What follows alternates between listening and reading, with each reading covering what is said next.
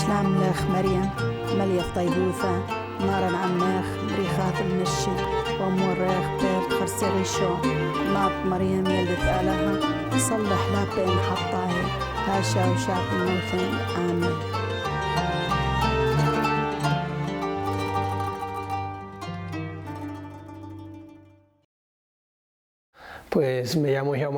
My name is Jaume Vives. I'm 23 years old and I'm from Barcelona. I majored in journalism.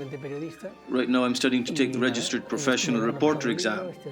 And I have worked as a journalist in Lebanon and Iraq.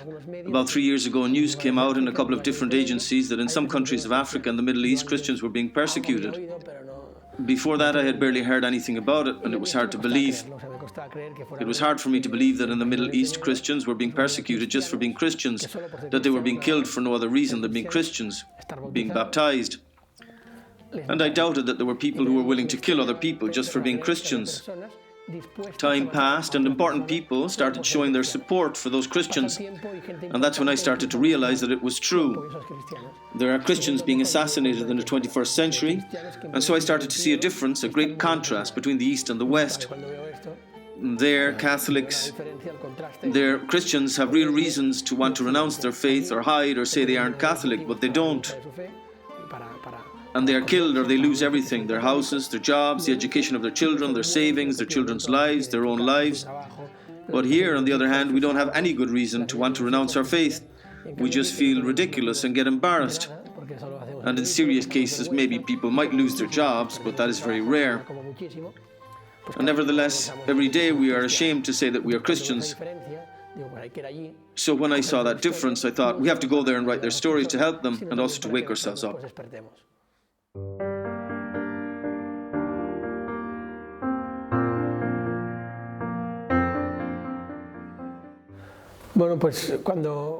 So, when I went to Lebanon for the first time, it was a new, unknown world for me.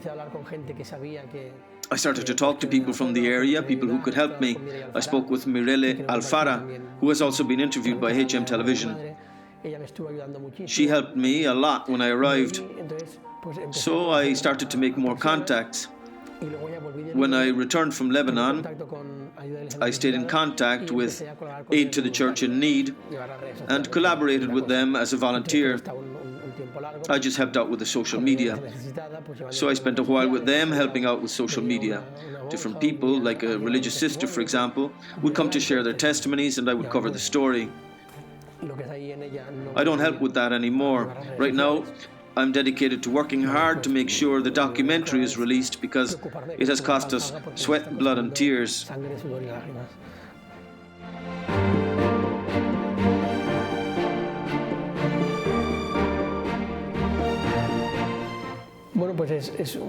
So I went to Lebanon 2 years ago, and this year I went to Iraq under similar circumstances.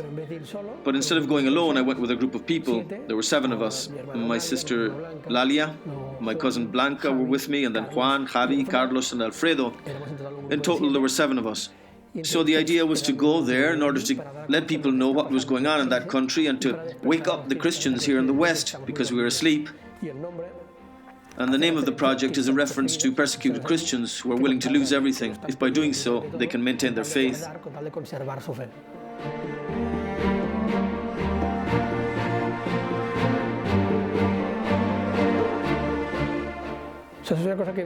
Obviously that experience marked me and it continues to have an effect on me, but the effect doesn't last forever. That's life. I am lucky enough to have the opportunity to share my experience almost every week in schools and parishes, and that helps me to keep those memories alive. But it's a bit like after a retreat or after doing spiritual exercises. Right afterwards, you're almost floating, almost a mystic. But 2 weeks later, you start running along with the world and you start doing everything with haste, and little by little you forget about that experience. So you stop looking up to them as examples. You stop realizing how lucky you are. You start feeling embarrassed about your faith. So it helps me, and I thank the Lord that I have the opportunity to share my experience frequently. That reminds me, it's like a hammer that rouses my conscience, but it's something that can be forgotten just like everything else in life. So I have to make an effort not to forget it. If you don't stop and think about about it in silence, in 1 month or maybe 6, you can forget about everything you've experienced and it will have been useless. It's not like you go and totally change and the rest of your life you just soar. No, that's not how it is.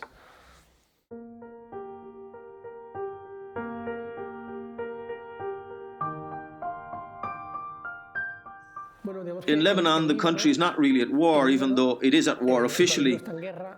It is basically calm, except for occasional attacks. We can say it is a country of refugees. A lot of Christians go there seeking refuge, especially Syrian Christians, for geographical reasons. There are almost 2 million on record, more or less, who are refugees in Lebanon. Iraq is a totally different matter. It is a country that is at war, so what we saw there is people who had just been in a war. You see their houses, and you realize that they are living in a country that is at war. We were not exactly in a refugee area, it was more an area for displaced persons. We were in Iraqi Kurdistan. Iraqi Kurdistan is an autonomous region within Iraq.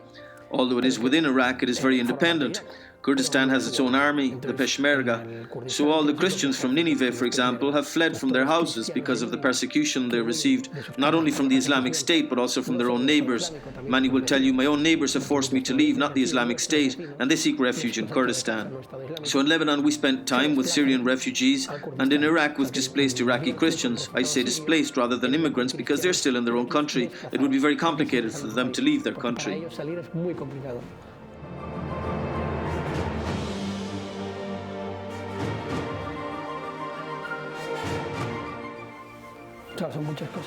There is so much to say. I think the main difference has to do with how we live the faith and how they live the faith. For us, the faith is just theoretical. It's a secondary thing. I mean, it's there. When we have problems, we cling to our faith, but when everything's going well, we stop caring. It's just a bunch of theories that we try to live out, but we don't put it into practice in our lives. It's not even a foundation in our lives. Our lives are structured around other things, and then we say we're Catholic. But the faith, Christ, is not the foundation of our lives, of our families, or societies, not at all. But you go there and you realize that for these people, the faith isn't a bunch of theories or ideas. Christ is real for them, real in their lives. Christ is so real for them that they are willing to lose the education of their children, their work, their savings, their houses, their lives, as long as they don't lose Christ. And they leave behind all of this with a lot of suffering. Obviously, they suffer greatly, but they are willing to lose everything for Christ, because for them, Christ is not an idea or a theory. People don't give up their lives for theories. He is real as their jobs, their wives, their children, their husbands, their family. That's the difference between the East and the West.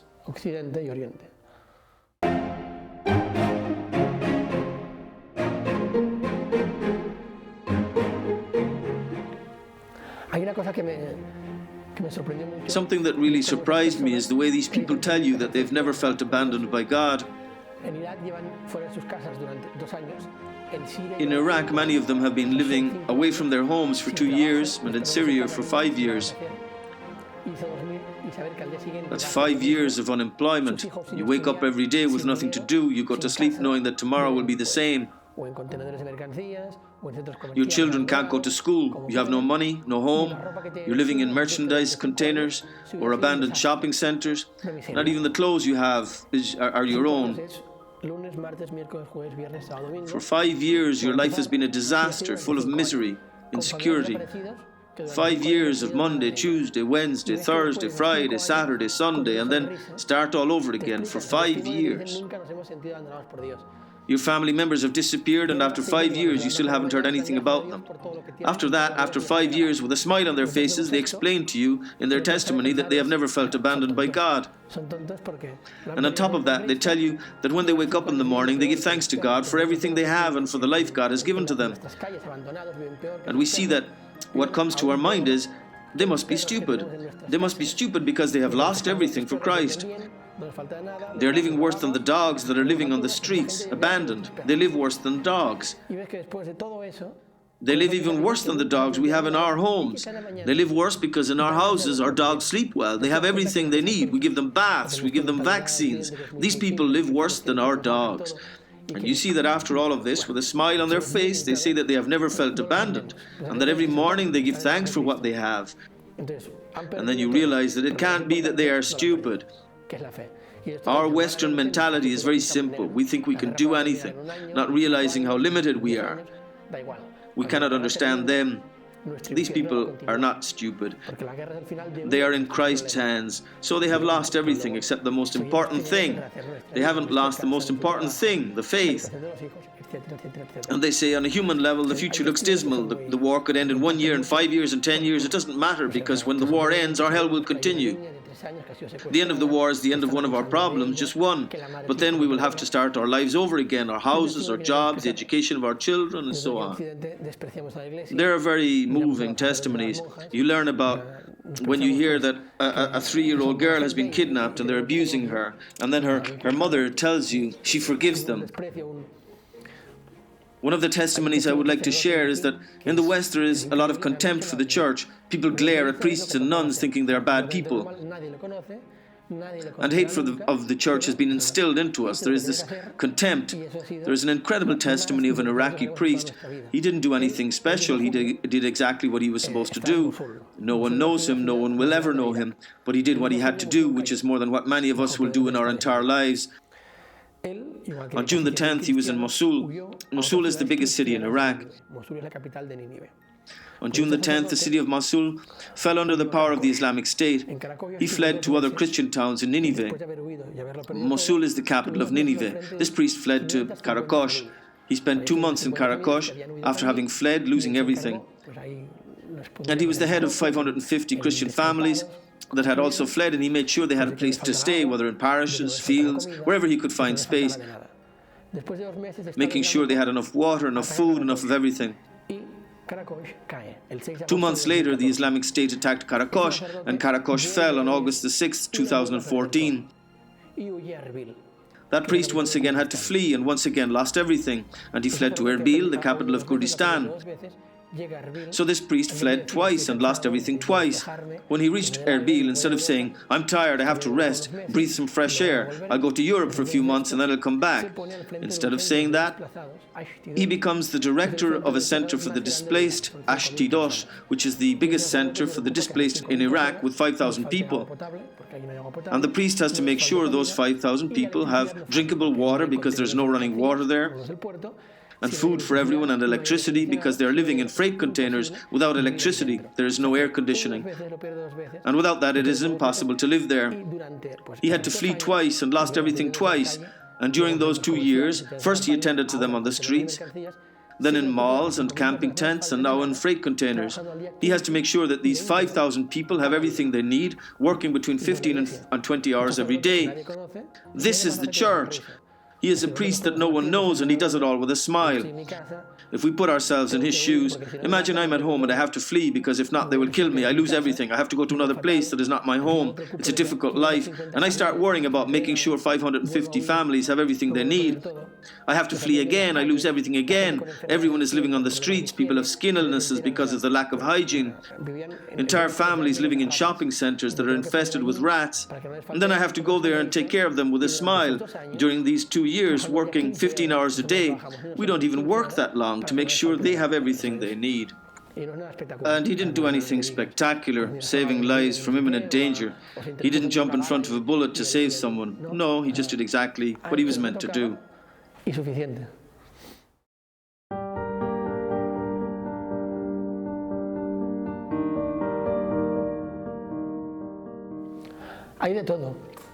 There's all kinds of things there. I remember a phrase I heard in Lebanon, what a man said to me in Lebanon: "As Christians in the Middle East, we know that we will always be persecuted. We don't know why. We know that God will help us, and we know that He has never left us." Theories about why Christians are persecuted, there are tons of them. And why Christians are the most persecuted group of all? Because Yazidis are also being persecuted. Muslims are also being persecuted. But those who are suffering the cruelest persecution are the Christians. And those who are going to disappear from Iraq and from Syria are the Christians. There are people who despair. There's a bit of everything. We have to think that it happened here in 36, and often your neighbors were the ones who persecuted and turned you in, and thousands of Catholics died. In Catalonia alone, 8,000 priests were killed, and that's a lot. So what happened? What does that do? Well, there is a difference between violent persecution and social persecution. Violent persecution normally leads people to grow stronger in their faith. Maybe before they weren't practicing their faith, and now they grow closer to the Lord. I remember the case of a veterinarian from Karakosh, the biggest Christian city in Iraq, and he told us this, literally, I used to have everything. I had houses, cars, money, a good job, 5 children, a good reputation.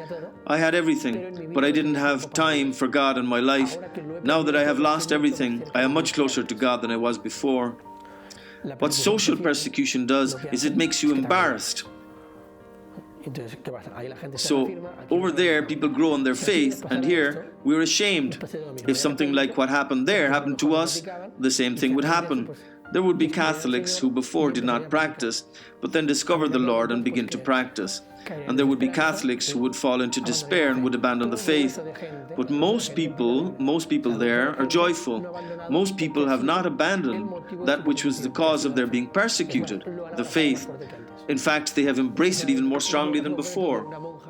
And I remember one case of a nun, a Dominican nun. The Dominican order has a strong presence in Iraq, if not the strongest, then one of the strongest. So this was a Dominican nun who explained how in her center for displaced people, with 900 families, the meeting point, the place where all the families came together, was a chapel they had. It was a huge chapel, an enormous canvas-covered building, and hundreds of people could fit in it. And she explained how every morning all the families met together to pray lauds, and after lunch they prayed the rosary, and every day they had to put chairs outside, even though the chapel was very big, because they didn't fit for Mass every day. So the center of this center for displaced people was Christ. So in that chapel, in that huge chapel, what had been the cause of their persecution turned into what they most loved and embraced.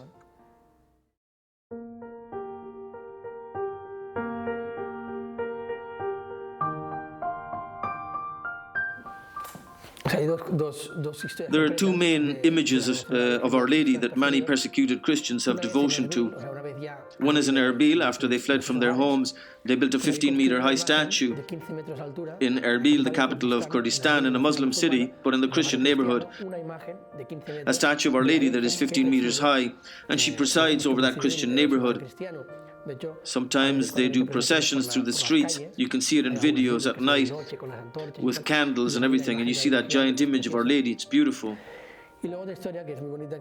And another beautiful story is that in Karakosh, the biggest Christian city in Iraq, for 35 years, the neighbors of Karakosh, from their pockets and with their own hands, built a monastery. They paid for it and built it themselves. It is the biggest monastery, the biggest church in Iraq. It's a monastery, a shrine dedicated to the Virgin Mary. When Karakosh fell and the Islamic State arrived, they took the city, everyone fled, and they don't know if that church, which took 35 years to build, is destroyed or not. So that's to say that the persecuted Christians, the Middle Eastern Christians, have great devotion to the Virgin Mary.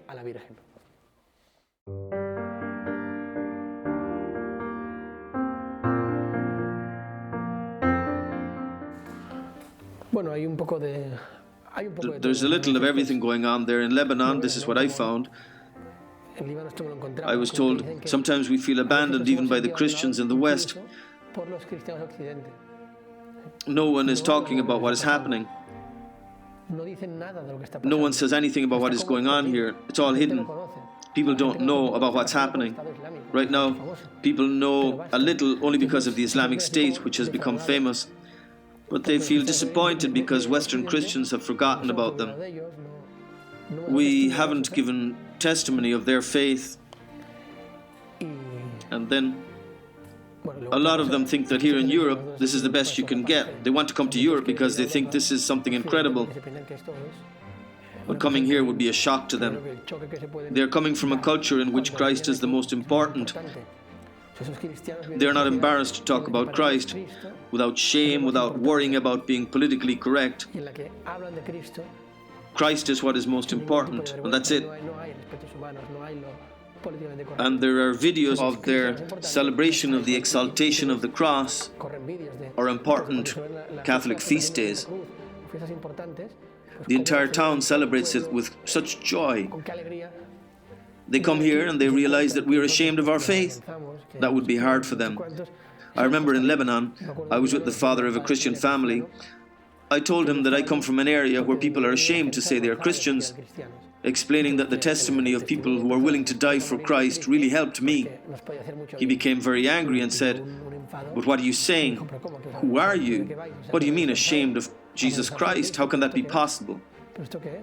He really yelled at me.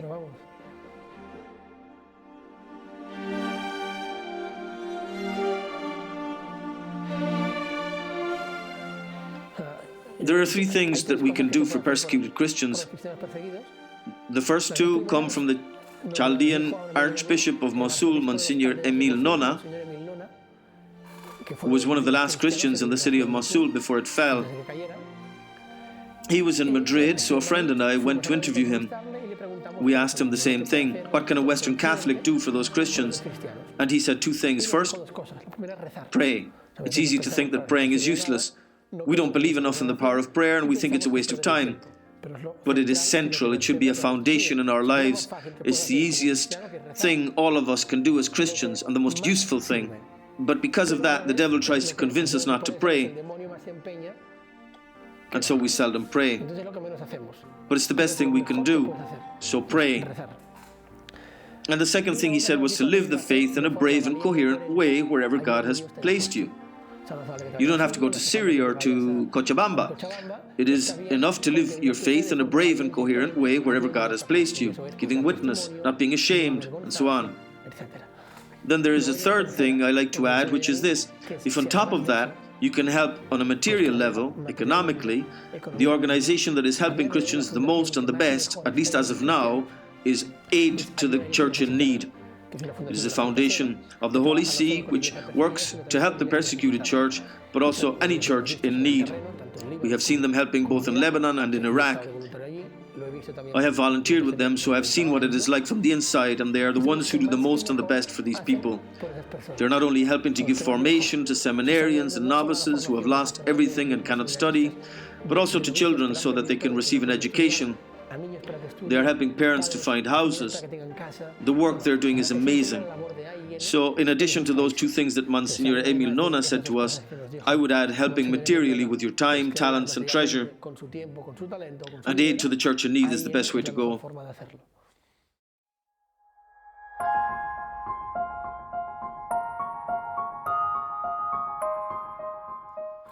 I would like to give a message to Catholics, because this will probably be seen by Catholics, Western Catholics. There is another video of the Home of the Mother in which Father Douglas says, "Wake up." I want to say the same thing, wake up, not just out of fear that the same thing could happen here, although it could happen, and probably will, but wake up for Christ. It cannot be that we have an association in which all of us are Christians, but we decide to hide the fact that we're Catholic to try to reach more people. I remember Juan Manuel Cotelo said something that impressed me. When you have an idea and then forget about God after a few minutes, everything collapses. We're always looking for excuses, justifications, explanations, moral rationalizations in our head to hide who we are, never saying it directly. We have to leave that foolishness behind. People in the East are dying for Christ. A lot of our grandparents here in Spain have died for Christ. Many priests here have died for Christ. We should be greatly ashamed of hiding from Christ and hiding from saying what we think, what we believe, out of fear of what others will say. We live in an invisible cage of political correctness, which is a sacred rule that cannot be touched. And if we try to touch it or break it, we are crucified. If you go against it, you will be socially crucified, so we don't go near it. Don't talk about this or about that. And if you want to stay out of trouble, don't say this either. And we live like slaves in this invisible cage. This is foolishness. We are being dumb. This is the moment to say, I don't care about this cage. If the most important thing is Christ, I should be ashamed before Christ alone because I have not proclaimed the truth, not before men. It's better to look bad before men and good before Christ than bad before Christ and good before men. I should only be ashamed of my sins. That's the only thing that should embarrass you. It is such a pity. It makes you want to despair to see how Catholics, lay people, bishops, priests, nuns are ashamed of proclaiming the truth, are ashamed of Christ and prostrate themselves before the world. In the East, we have the possibility of receiving this testimony of persecuted Christians who don't do that. We have the opportunity of seeing that testimony of people who give their lives for Christ. It is worth it to give your life for Christ. Christ has to be a constant in our lives. These testimonies move us to help them, that's good. But what is happening in the East has to become real in our lives too. There are a lot of ways to be martyrs. Here we can be martyrs in a different way. It's not just about saying, poor things, let's help them, I feel so bad for them, let's do something. No, we have to make all of this real in our own lives. If not, it's a waste of time. And we have been wasting time for too many years now.